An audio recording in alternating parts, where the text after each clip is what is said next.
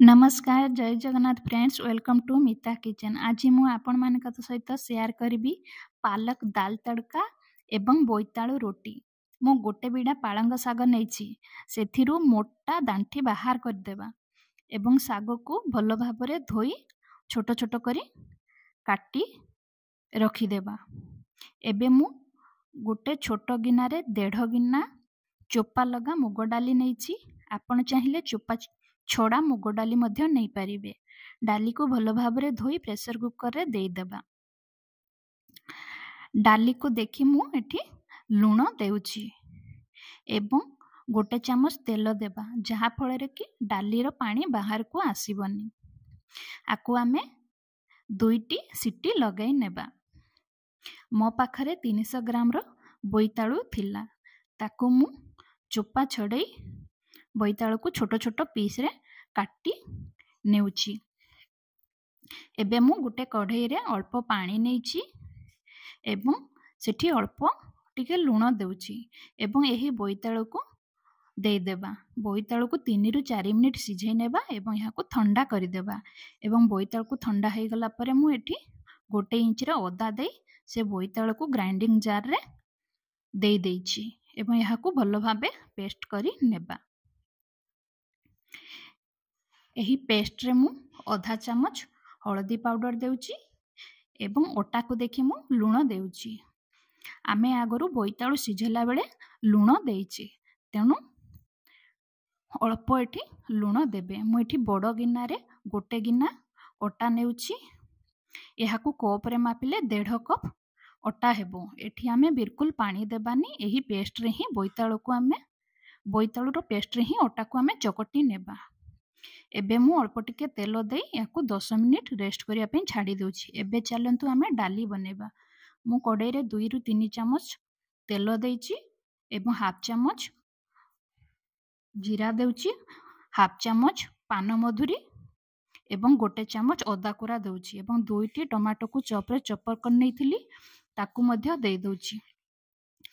Half चामच लूण, half चामच हळदी powder, half चामच Lanka powder, गोटे चामच धनिया पाउडर एवं हाफ चामच जीरा पाउडर देउछि एवं हाफ चामच गरम मसला ए सब दे भलो भाबे कसी नबा।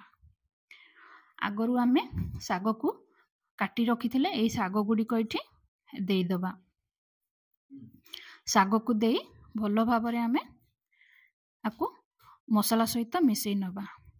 साग रे आमे एबे आउ बिल्कुल लूण देबानी कहीं ना आमे डाली रे लूण देइचे एवं मसला रे मध्य लूण देइचे। तो सागटी हमर सॉफ्ट हेई आसिलानी। तो एबे आमे सिझे रखिथिबा डाली गुडी को एठी देई दबा। देई साग को आमे भलो भाबरे मिसई देबा। आपण मान कहि रखुची मो चैनल ले आपण माने बिना प्याज रसुण रो रेसिपी बहुत सारा पाई परिबे। तो आमे एटा दाल तड़का लगोचे। तो एबे तड़का आमे चलंतु बनेबा। मु एठी गोटे चामच घियो दे देली, सुखिला लंका 2टी दउची एवं हाफ चामच जीरा दउची, हाफ चामच रो हिंगु दउची एवं अदा को मु एमती लंबा लंबा करी काटी नेइतिली सेगुडी को मध्य दे दउची। एठी अल्प किछि धनिया पत्र दे दउची एवं भलो कलर आसीबा पई मु एठी हाफ चामच नाली लंका पाउडर देउची। एटा ऑप्शनल अछि, आपण चाहिले ए सब स्किप करि परिबे किंतु तड़का निहाती लगेबे। ए डाली रो स्वाद द्विगुणा बढ़ी जिवो। एबे चलंतु आमे रोटी बनेबा। ए ओटाटी को टिके भलो भाबे आउ थरे चकटी नेबा एवं गोला बनै नेले।